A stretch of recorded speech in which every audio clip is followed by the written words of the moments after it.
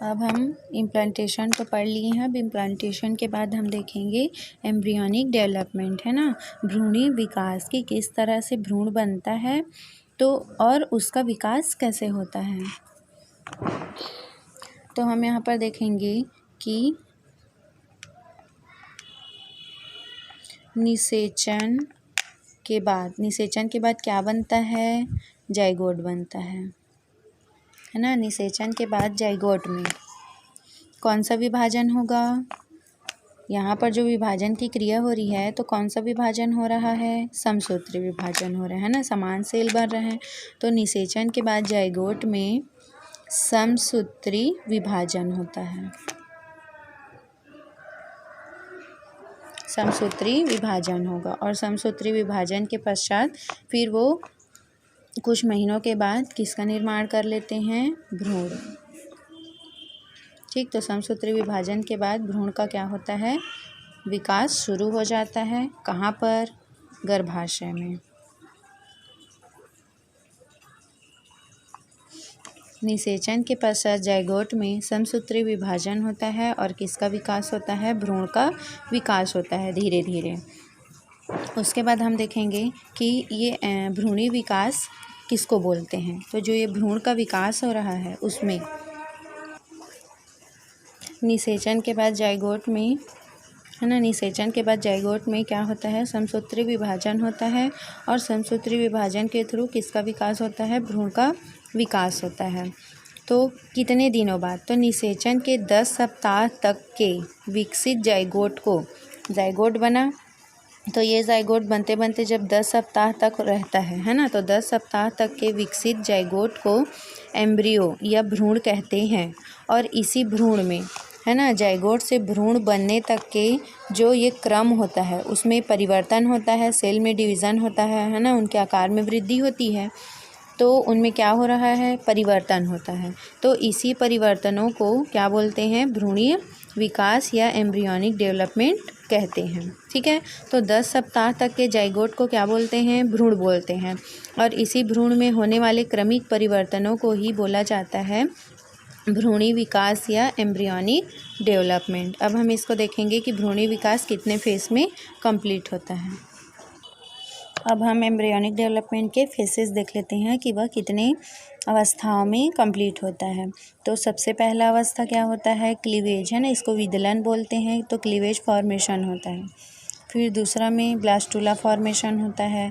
फिर तीसरा स्टेज क्या होता है, गैस्ट्रुला का निर्माण होता है। फिर गैस्ट्रुला जैसे ही बनता है उसके बाद जो भ्रूण होते हैं, है ना, तो उनमें अंगों का क्या होने लगता है, निर्माण शुरू हो जाता है। फिर वो आगे चलकर एक शिशु का क्या कर लेते हैं, निर्माण कर लेते हैं।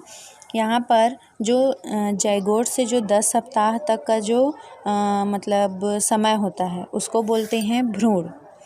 उसके बाद भ्रूण से लेकर, है ना, जन्म के पहले तक को बोलते हैं फीटस। फिर जन्म से पहले तक को क्या बोलते हैं, फीटस बोलते हैं। उसके बाद जैसे ही जब बच्चा जन्म ले लेता है तब उसको बोलते हैं शिशु। तो ये 3 नाम होते हैं जिसको आपको जानना ज़रूरी है। अब हम इसको एक एक को क्या करेंगे, डील करेंगे। तो सबसे पहले हम देखेंगे कि क्लीवेज कैसे बनता है या उसका निर्माण कैसे होता है। क्लीवेज को हम देखते हैं कि निषेचन के बाद जाइगोट में क्या होता है, समसूत्री विभाजन होता है। और समसूत्री विभाजन के पश्चात उनमें सेल की संख्याओं में क्या होने लगता है, वृद्धि होने लगती है ना, लेकिन जो साइज़ होती है वो वही रहता है। तो जो सेल के समूहों में क्या होने लगता है, वृद्धि होने लगती है या सेल कई संख्याओं में बढ़ने लगती हैं, तो उसी क्रिया को बोलते हैं क्लीवेज। इसमें क्या होता है, जैसे कि ये क्या है, एक जाइगोट है, साइज वही रहेगा, बस सेल में क्या होगा, उसका वृद्धि होता है।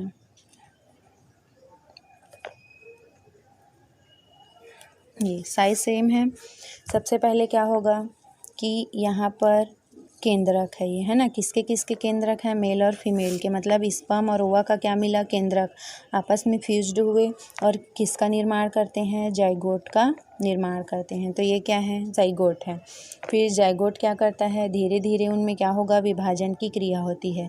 तो जो एक सेल है वो सबसे पहले 2 सेल में क्या होगा? डिवीज़न होगा।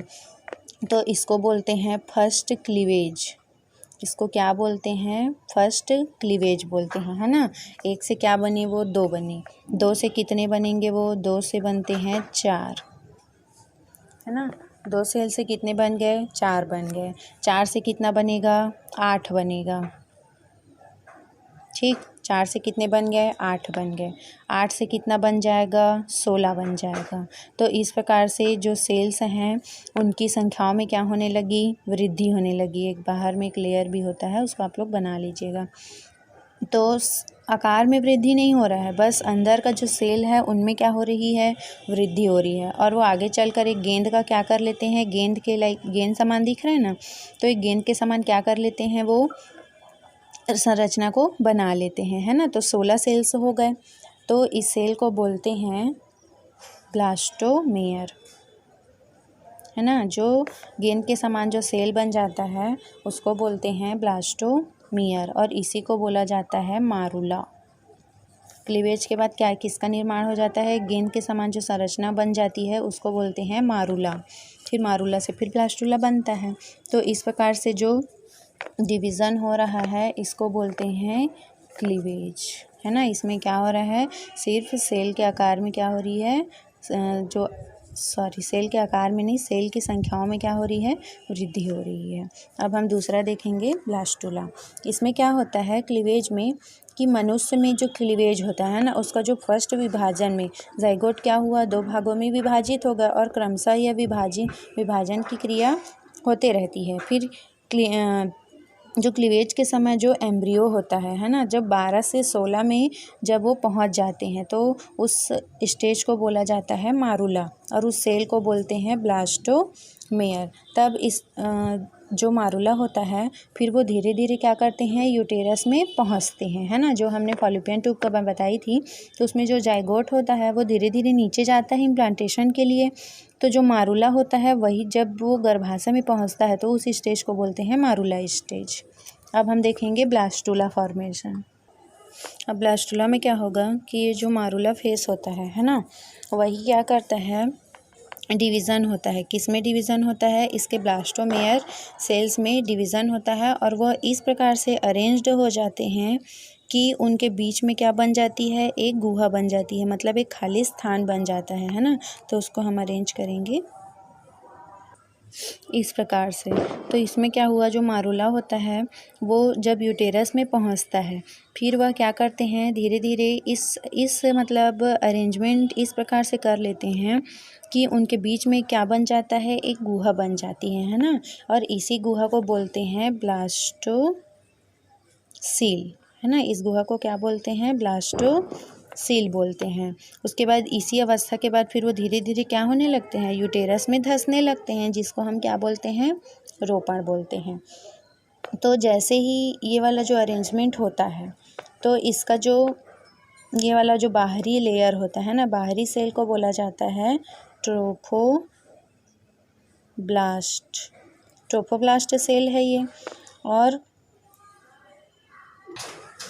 जो इसका अंदर का जो ये वाला सेल होता है उसको बोलते हैं एम्ब्रियोब्लास्ट, ठीक है। तो अंदर के सेल को क्या बोलते हैं? एम्ब्रियोब्लास्ट। और जो आउटर जो सेल होता है, ठीक है, इसको आउटर सेल, और जो बीच में पूरे सेल दिखाई दे रहे थे उसको इनर सेल बोलते थे।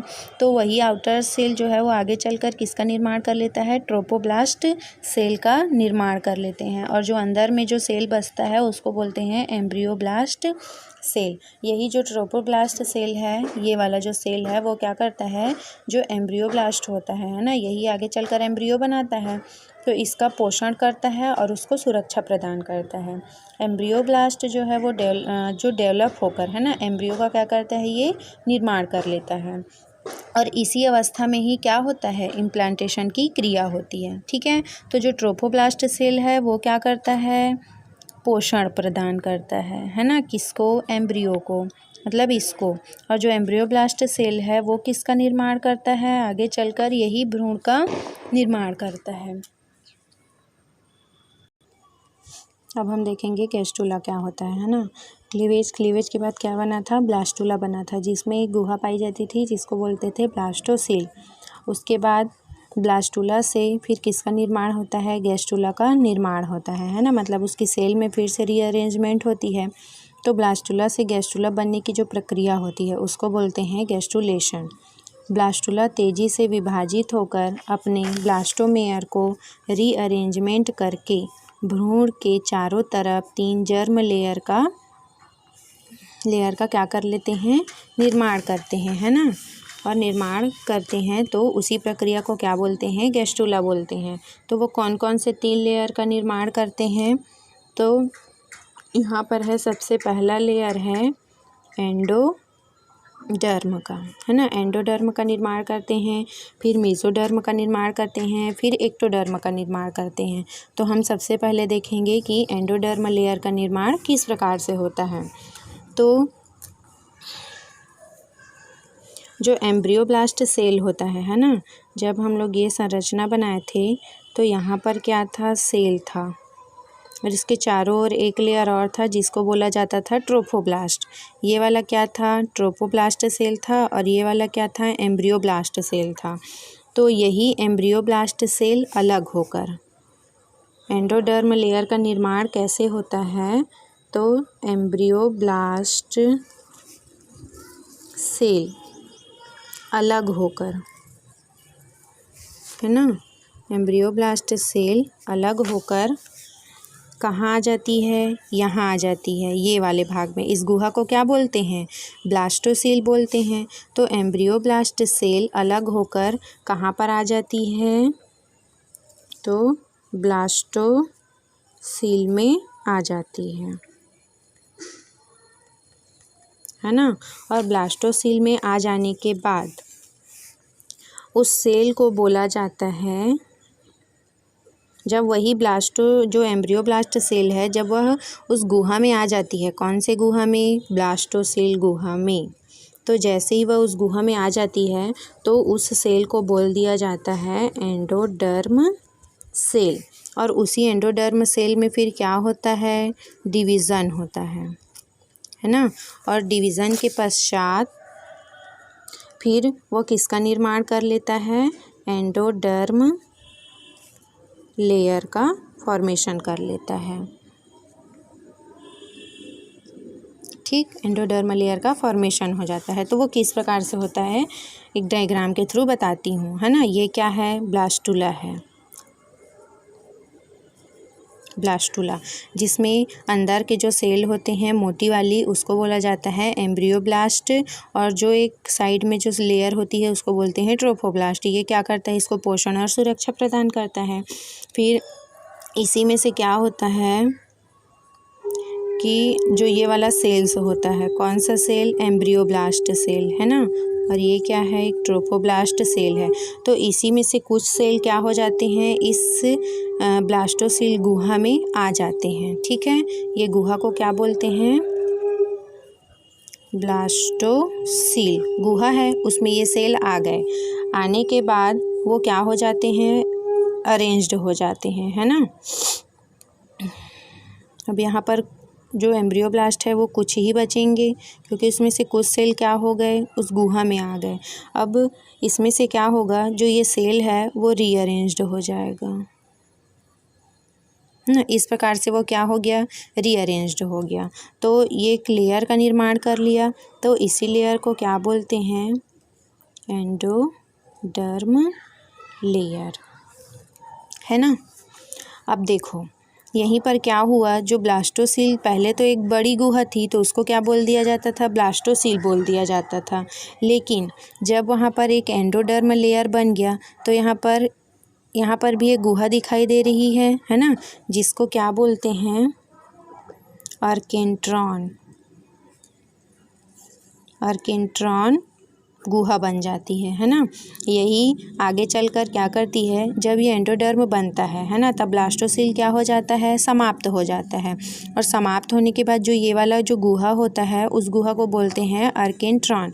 यही जो अर्केंट्रॉन गुहा है वह आगे चलकर किसका निर्माण करती हैं, तो आहार नाल का, है ना, आहार नाल का निर्माण करती है, श्वसन तंत्र का निर्माण करती है और मूत्राशय भी इसी से ही बनता है।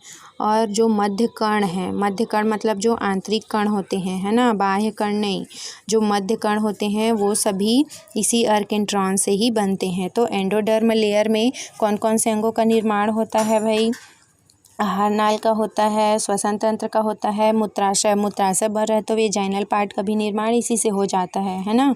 और मध्य कण का भी निर्माण एंडोडर्म से ही होता है। तो इस प्रकार से एंडोडर्म लेयर का क्या होता है, निर्माण होता है। अब हम दूसरा लेयर कौन सा पढ़ेंगे, मेसोडर्म। मेसोडर्म में क्या होता है कि जो एंडोडर्म लेयर बना होता है तो बनने के तुरंत बाद एम्ब्रियोनिक डिस्क की कुछ सेल अलग होकर मेसोडर्म लेयर बना लेती है। जो यहाँ पर ये जो कुछ सेल बचता है ना, ऊपर की ओर एक मोटी परत बन जाती है जो कि क्या था, एम्ब्रियोब्लास्ट था। उसके बाद ये ट्रोफोब्लास्ट था। तो ये जो सेल बचता है उसको बोलते हैं एम्ब्रियोनिक डिस्क। इसी से ही लेयर का क्या होने लगता है, धीरे धीरे निर्माण होता है। तो जो ये सेल था, ये क्या है, एम्ब्रियोनिक डिस्क है। ये क्या है, ट्रोफोब्लास्ट है ये। और यहाँ पर कौन सा लेयर बना था, एंडोडर्म लेयर बना था। ये एंडोडर्म लेयर था। अब यही जो एम्ब्रियोनिक डिस्क है ना, तो वो क्या करता है, फिर से क्या करने लगते हैं, रीअरेंजमेंट हो जाते हैं। और धीरे धीरे जो इनके कुछ सेल्स हैं वो फिर से एंडोडर्म के चारों ओर एक लेयर का क्या कर लेते हैं, निर्माण कर लेते हैं। तो इसी लेयर को बोलते हैं मेसोडर्म लेयर। ठीक है, इसी से ही इस लेयर का क्या होने लगता है, निर्माण होता है। तो मेसोडर्म बन गया। अब मेसोडर्म बना तो ये कितने लेयर बन गए, 1 2 3। तो सबसे अंदर वाले लेयर को क्या बोलते हैं, एंडोडर्म। फिर बीच वाले लेयर क्या बन गया, मेसोडर्म बन गया। और मेसोडर्म बनने के बाद जो एम्ब्रियोनिक डिस्क की जो बची हुई सेल है ना, अब ये जो बाहरी जो सेल बचता है तो ये वाला फिर से अरेंजमेंट हो जाता है और उसी सेल को फिर क्या बोल देते हैं, एक्टोडर्म बोल दिया जाता है। तो जो मेसोडर्म लेयर है वो शिशुओं में कौन कौन से अंगों का निर्माण करते हैं, तो स्किन, है ना, कशेरुकी दंड, वर्टिब्रा का भी निर्माण करता है, बोन्स, हड्डियों का निर्माण करते हैं, हार्ट, हृदय का निर्माण करते हैं, किडनी भी इसी से ही बनता है, गोनाड, जो जनन अंग होते हैं, ब्लड। तो इतने सारे अंगों का निर्माण किससे होता है, मेसोडर्म से होता है। अब हम देखेंगे कि एक्टोडर्म क्या होता है। एंडोडर्म, तो एंडोडर्म को मैं यहाँ पर बता चुकी हूँ कि मेसोडर्म बनने के बाद ये जो बची हुई सेल्स होती है वो एक्टोडर्म का निर्माण करती है। तो मेसोडर्म सेल अलग होने के पश्चात, है ना, किससे अलग, ये जो अभी जुड़े हुए हैं यहाँ से जुड़ा हुआ है, तो एम्ब्रियोनिक डिस्क से अलग होने के पश्चात जो बची सेल डिवाइड होकर एक्टोडर्म का फॉर्मेशन करते हैं। एक्टोडर्म से कौन कौन से अंगों का निर्माण होता है, तो तंत्रिका तंत्र, रेटिना, कॉर्निया, लेंस, है ना, पूरे आई का निर्माण होता है, ईयर का निर्माण होता है और माउथ कैविटी के जितने भी अंग हैं उन सभी का निर्माण